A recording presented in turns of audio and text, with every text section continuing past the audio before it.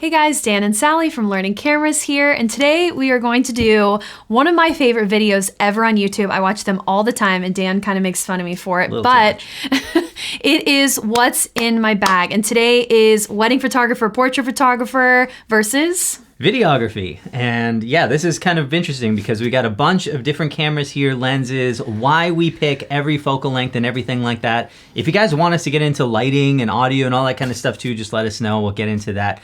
But here is everything that we use every time we shoot a wedding. Okay, so first let's talk about bags. I love this companion bag. It pretty much fits everything I need. I mean, I do bring a couple extra bags because I am an overpacker and an overachiever when it comes to wedding photography. Okay, so first, let's get some like quirky stuff in there. So some of the things that I always carry with me to every wedding, definitely a pack of gum, because you never know when you need to be fresh, because I shoot with my husband, so it's romantic, it's a wedding. And of course, card holder. Dan got me this on Amazon Basics. You can just pick one up too, I love it. And of course, my Sony Tough cards are inside.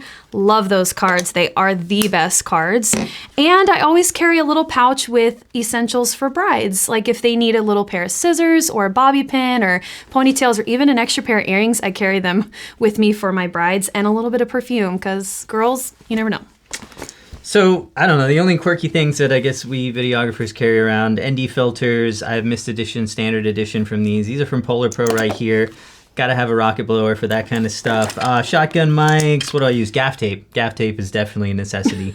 But I use a backpack because I want to keep my hands free for things like gimbals and tripods and everything like that. So let's get into cameras. So main camera for me would have to be my A7R IV, and I've been using the A7R series for a while now. I actually did a video a couple years ago, if you guys want to go check that out, on wedding. I was shooting a wedding and I used my A7R III back then, but obvious upgrade here because we have improvements in autofocus. Obviously you're gonna have that upgrade in megapixel count, and you know, I really want to make sure and use this during portraits because it goes a long way when my bride and grooms are printing large portraits of themselves like on a canvas, and then I can get in there and tweak a little bit more with that higher megapixel count. And of course, hardware improvements are so important to me. This grip was such a big upgrade for me, and I love this camera.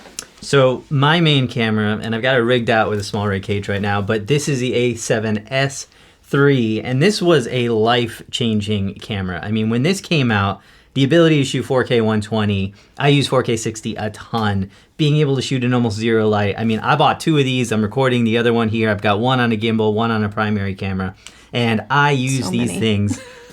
I use these things like crazy. These are amazing cameras. They do everything for me. Unlimited recording, so you don't have to worry about stopping the camera every 30 minutes, anything like that. So many frame rates, so many different options and codecs. This is my go-to main camera. A7R IV, amazing camera. My second body that I always bring with me is, of course, the Sony Alpha 1, this camera. We fight over this one. We do, a lot. And I want to take it all the time because I always like to have two bodies on me at all times because of, obviously, you can have different focal lengths and carry different lenses on there.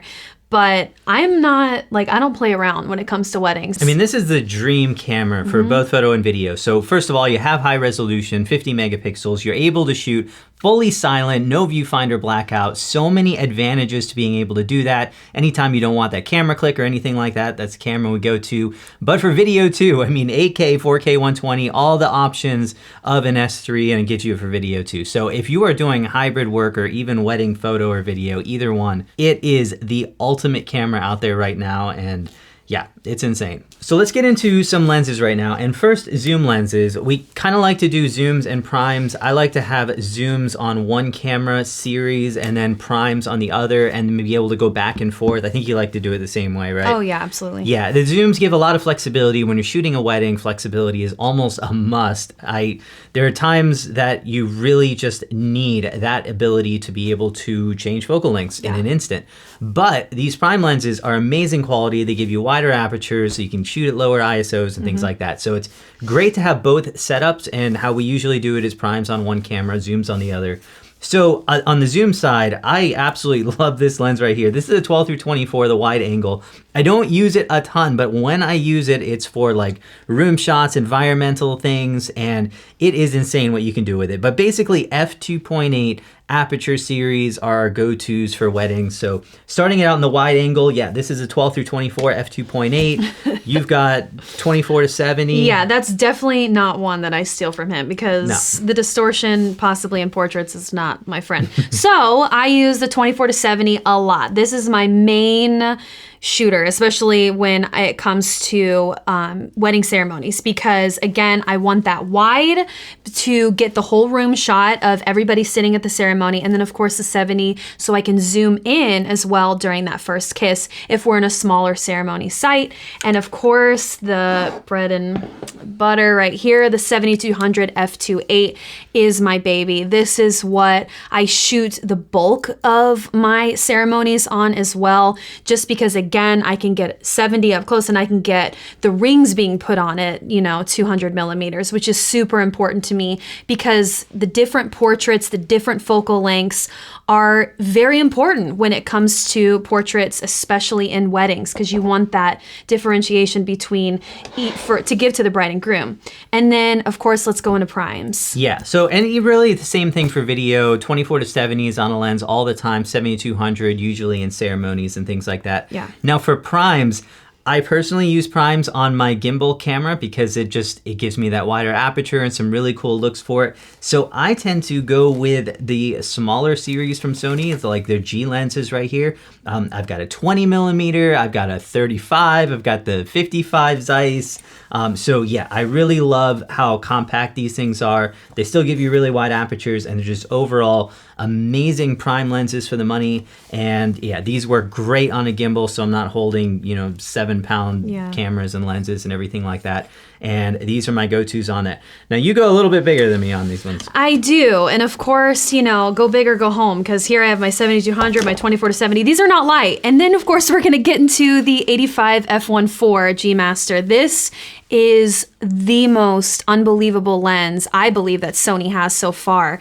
And another lens I'm going to talk about in a minute. But this lens for portraits, absolutely beautiful. My bride and grooms always talk about their pictures when it comes to an 85 on them. And of course, the 50 f1.2. Sony just recently came out with this year, and 50 f1.2, I could shoot an entire wedding on a 50 f1.2. Yeah. And this particular lens is so crisp, so beautiful, edge-to-edge sharpness, beautiful. No distortion, no chromatic aberration, which is super important to me, and I love it. Yeah, this is a lens that I will take all the time because it is that good. And most of my stuff is shot 35-50 for things like portraits, getting ready. This is a dream 50 millimeter lens, and then 35 millimeter is a very good go-to. They got the 1.4, this is it. This is also a great prime lens for that. So 35 1.4, that 50 1.2, and that's some awesome lenses right there. Oh, absolutely. Of course, an f1.2 is so important because we shoot in a lot of dark environments when it comes to ceremonies, and you don't know how the lighting is going to be. You're obviously wanting to get a bride and groom next to the window, but that f1.2 makes that difference in every portrait. It really, truly does, and it's beautiful and crisp. So I will go ahead and leave some links down in the description if you guys want to check out, because we've got reviews for pretty much all of this stuff with some pretty crazy shoots on it. So definitely go check those out. Also, the BTS of an entire wedding, that is definitely worth watching if you were a wedding photographer on that one. Maybe we'll have to do something with video coming up soon, eh? Maybe. Or see how we fight behind the scenes. That'll be definitely. I think the R4 video has a lot of that one, so go check that one out. Stay tuned. We got some more stuff coming up. Hope you guys are doing amazing. See you soon in a new video.